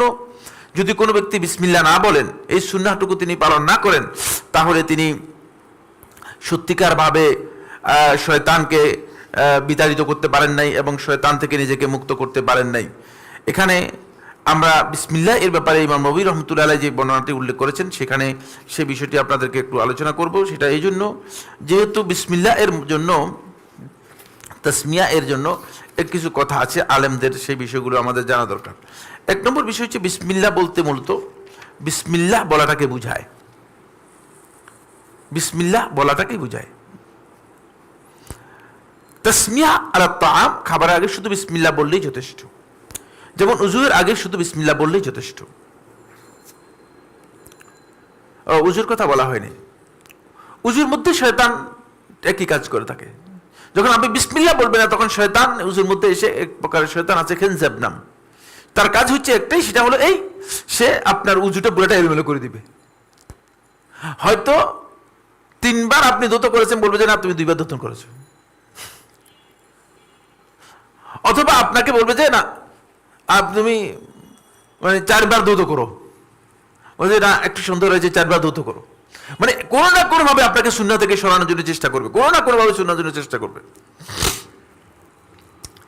আবু দাউদ এবং তিরমিজি riwayতের মধ্যে উম্মে কুলসুম রাদিয়াল্লাহু তাআলা বর্ণনা করেন, তিনি বলেন, মারফু riwayতের মধ্যে এসেছে, ইজা আকালা আহাদুকুম ফালিয়াজকুর ইসমাল্লাহ, যখন তোমাদের মধ্যে কোনো ব্যক্তি খাবে সেজন্য বিসমিল্লাহ বলে, মানে ইসমাল্লাহ আল্লাহর নাম উচ্চারণ করে। আল্লাহর নাম উচ্চারণ করাকে জুমহুর আহলে হাদিস মুহাদ্দিসিনগণ বলেছেন শুধু বিসমিল্লাহ বলা। ফাইন নাসিয়া আন ইউযকার ইসমাল্লাহ, আন ইয়াযকুর ইসমাল্লাহ, যদি আল্লাহর নাম উচ্চারণ করতে ভুলে যায়, ফালিয়াকুল বিসমিল্লাহ আউয়ালাহু ওয়া আখিরাহু। এই মর্মে আরেকটি হাদিস উমাইয়া ইবনে মাখশি ইনদা আবু দাউদ এবং নাসাইর মধ্যে এসেছে, বলেন যে সিফাতুত তাসমিয়া হচ্ছে বিসমিল্লাহ বলা। কিন্তু ইমাম নবী রাহমাতুল্লাহ আলাইহি আদাবুল আকল মিনাল আজকার, তার একটা কিতাব আছে ইমাম নবী রাহমাতুল্লাহ কিতাবুল আজকার, কিতাবুল আজকারে সিফাতু আল আকল অথবা আদাবুল আকলের মধ্যে ইমাম নবী রাহমাতুল্লাহ বলেন, সিফাতু তাসমিয়াতে মিন আহাম্মি মা ইয়ানবাগি মারিফাতুহু, তাসমিয়া যেটা জানা দরকার, এর সিফাতটা কেমন হবে। ওয়াল আফদালু আন ইয়াকুল, ইমাম নবী রাহমাতুল্লাহ বলতেছেন আফদালু আন ইয়াকুল, উত্তম হচ্ছে সে বলবে বিসমিল্লাহির রহমানির রহিম। ফাইন কালা বিসমিল্লাহ, যদি শুধু বিসমিল্লাহ বলে কাফাহু, সেটা যথেষ্ট হবে। ওয়া হাসালাতিস সুন্নাতু, সুন্নাহ আদায় হয়ে যাবে। ফালাম আরা লিমাদ দাআহু মিনাল আফদালিয়াতি দালিলান খাসসান, কিন্তু বিশুদ্ধ বক্তব্য হচ্ছে এই মাসআলায় শুধু শাফি মাযহাবের আলেম ছাড়া অন্য উলামায়ে কেরাম বলেছেন যে বিসমিল্লাহ, শুধু বিসমিল্লাহ বললেই সেটাই উত্তম। বিসমিল্লাহির রহমান রহিম বলা উত্তম নয়, যেটা ইমাম নবী রহমতুল্লাহ আফদাল হিসেবে উল্লেখ করেছেন। কারণ এই আফদল বা এটাকে উত্তম বলার যে বৈধ দলিল, সেই বৈধ দলিল আমাদের হাতে নেই, সেই বৈধ দলিল আমাদের কাছে নেই। এই জন্য বলছি যে মানে এটা যে উত্তম, ইমাম নবী রহমতুল্লাহ যদিও কিতাবুল আজকারের মধ্যে বলেছেন বিসমিল্লাহির রহমান রহিম বলা, এটা সঠিক নয়। কিন্তু যদি কেউ বিসমিল্লাহির রহমান রহিম বলেন তাহলে বেদাত হবে না। কেন হবে না? হ্যাঁ, কারণ হচ্ছে এগুলো সবটাই আল্লাহর নাম।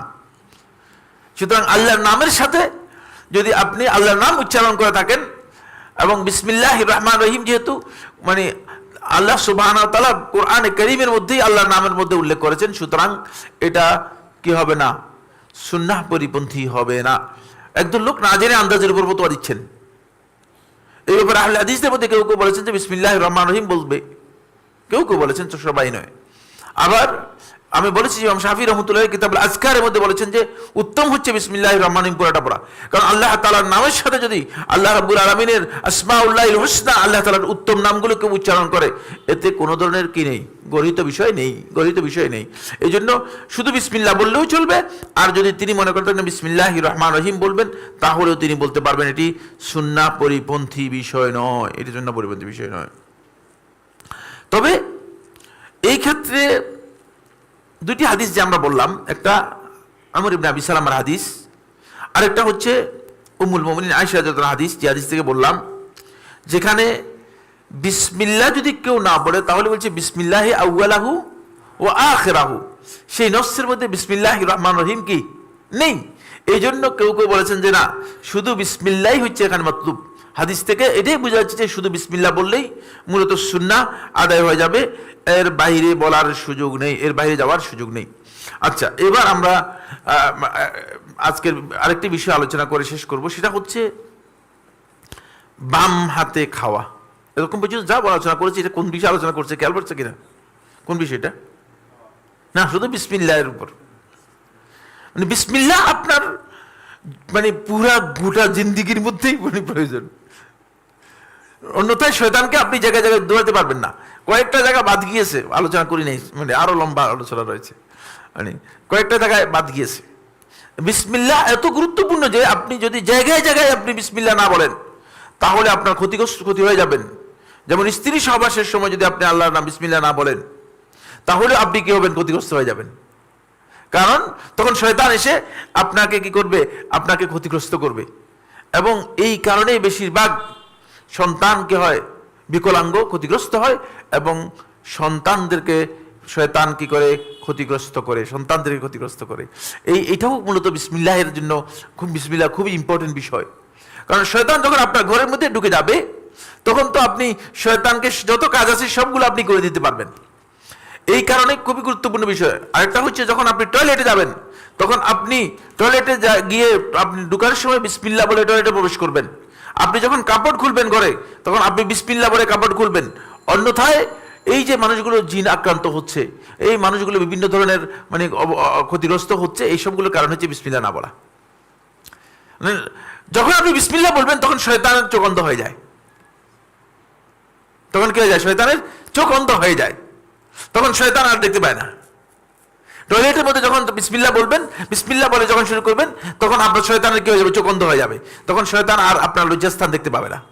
তাহলে শয়তান থেকে লজ্জাস্থানকে ইবাদত করার জন্য আপনাকে কি করতে হবে? বিসমিল্লাহ বলতে হবে। এটা হচ্ছে সুন্নাহ। আর অনেক লম্বা আলোচনা রয়েছে, আজকের আলোচনা আর আমরা সময় দিতে চাই না, আমার অন্য একটা প্রোগ্রামও রয়েছে।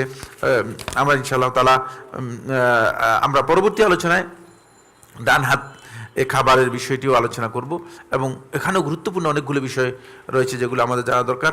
যদি কারো প্রশ্ন থাকে সংক্ষেপে প্রশ্ন করবেন।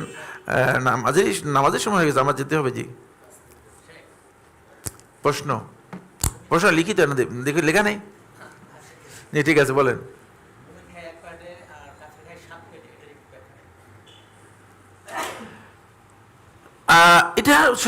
ইমাম তিরমিজি রহমতুল্লাহ সুনানের মধ্যে বর্ণনা করেছেন, সেটা হচ্ছে এই ইমানদার ব্যক্তি তার খাবারের পরিমাণ হবে মানে এক পেটে বলতে যে মানে পেটের এখানে পেটে কতগুলো ভুঁড়ি আছে, মানে কাফের ব্যক্তি খাবে একেবারেই পরিপূর্ণ করে, সে পুরাটাই পরিপূর্ণ করে খাবে। খাবারের মধ্যে তার সুন্নাহ সে অনুসরণ করবে না। আর ইমানদার ব্যক্তি সুন্নাহ অনুসরণ করার কারণে তিনি তার সর্বোচ্চ খাবার হচ্ছে তিনি 1/3 খাবেন। পেটের এক পেটে খাবার হচ্ছে পেটের 1/3 খাবেন। এই যে বুড়ি আছে, বুড়ির মধ্যে এই বুড়িকে 7 ভাগ করে 1 ভাগ পরিমাণ তিনি খাবেন। এটা হচ্ছে ইমানদার ব্যক্তির সর্বোচ্চ ম্যাক্সিমাম খাবার, মিনিমাম নয়, এটা মিনিমাম নয়, ম্যাক্সিমাম খাবার হচ্ছে, মিনিমাম হচ্ছে মানে ভিন্ন জিনিস, ম্যাক্সিমাম খাবার হচ্ছে তিনি 1/3 খাবেন, 1/3 খাবেন। যদি এর চেয়ে বেশি খায় তাহলে তিনি সুন্নাহর অনুসরণ করলেন না, খাবারের ক্ষেত্রে তার সুন্নাহর অনুসরণ হয়নি। আল্লাহ রাসূল সাল্লাল্লাহু আলাইহি ওয়াসাল্লাম এখানে এই কথাটা কেন বলেছেন? এটা এই জন্য বলেছেন যে ইমানদার যদি সত্যিকার ইমান এর উপর থাকে তাহলে তিনি সুন্নাহর অনুসরণ করে খাবেন, আর যদি প্রকৃত ইমানদার না হয় থাকে তাহলে তিনি কাফেরের মতোই খাবেন, তার খাবারটা ওই কাফের মতোই হয়ে যাবে। এই জন্য রাসূলুল্লাহ সাল্লাল্লাহু আলাইহি ওয়াসাল্লাম এই উদাহরণ দেওয়ার জন্য, যাতে করে আমরা মানে আমাদের খাবারের ক্ষেত্রে কাফের মতো না হই, কাফের মতো কাজ না করে থাকি, এই জন্য রাসূলুল্লাহ সাল্লাল্লাহু আলাইহি ওয়াসাল্লাম একথা বলেছেন যে কাফের ব্যক্তি মূলত 7 বুড়িতে খাবে, তাই ইমানদার ব্যক্তি কাফের মতো হয়ে 7 বুড়ি করে পরিপূর্ণ করে, যেটাকে বুড়ি ভোজন বলা হয় থাকে, বুড়ি ভোজন বলা হয় থাকে, বুড়ি ভোজন খাবে না। হ্যাঁ, আর কোনো প্রশ্ন আছে? শেষ মনে হয় না, আজান কয়টা বাজে? হ্যাঁ,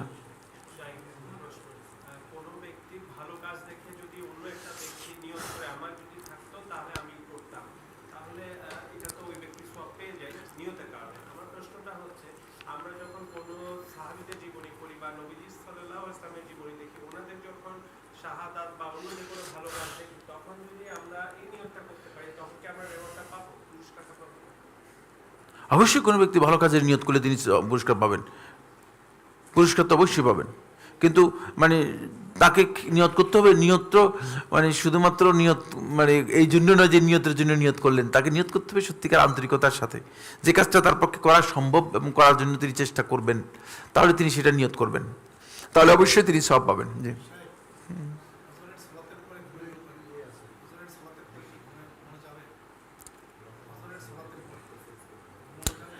ফজরের সালাতে পরে ঘুমানোকে শেখুল ইসলাম ইবনুল কাইয়্যিম রাহিমাহুল্লাহ বলেছেন নাওমাতুল খুরকা। এটা এখানে আলোচনা করেছিলাম আমি, মনে হয় না ঘুম সম্পর্কে আলোচনা এখানে করেছি না? আমার মনে হয় জুমার কোনো খুতবার মধ্যে আমি আলোচনা করেছি, অনেক লম্বা আলোচনা, অনেক দীর্ঘ আলোচনা, মানে 4টি খুতবা আমি আলোচনা করেছি, কোথায় জানি আমার খেয়াল রয়েছে।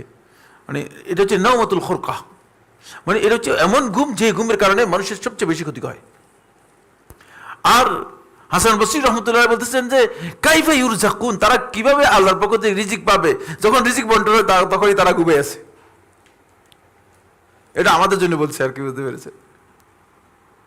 কারণ রিজিকের বন্টনের সময় হচ্ছে মূলত তখনকার, বান্দাদের রিজিকগুলোকে তখন বন্টন করা হয়, আর যখন বন্টন করা হয় তখন সব লোক ঘুমের মধ্যে।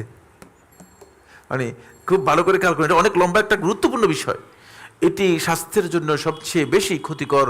এই জন্য শেখুল ইসলাম ইবনুল কাইয়্যিম রাহমাতুল্লাহ বলেছে এটা হচ্ছে নাওমুল খুরকা, এটা হলো মানুষের ক্ষতির মূল কারণ। এতে শরীর ভেঙে যায়, শরীরে অসুস্থতা দেখা দেয়, এবং শেখুল ইসলাম ইবনুল কাইয়্যিম রাহমাতুল্লাহ বলেছে যে যৌন শক্তি পর্যন্ত কমে যায়। অনেক বিস্তারিত আলোচনা করেছেন, আমার খেয়াল আছে, আমার মনে হয় এখানে আলোচনা করেছি না কোথায়, এখানে আমার বিশ্বাস আলোচনা করেছি। জি, হাজা সুবহানাকাল্লাহুম্মা ওয়া বিহামদিকা আশহাদু আল্লা ইলাহা ইল্লা আনতা আস্তাগফিরুকা ওয়া আতুবু ইলাইক। ওয়াসসালামু আলাইকুম ওয়া রাহমাতুল্লাহি ওয়া বারাকাতুহু।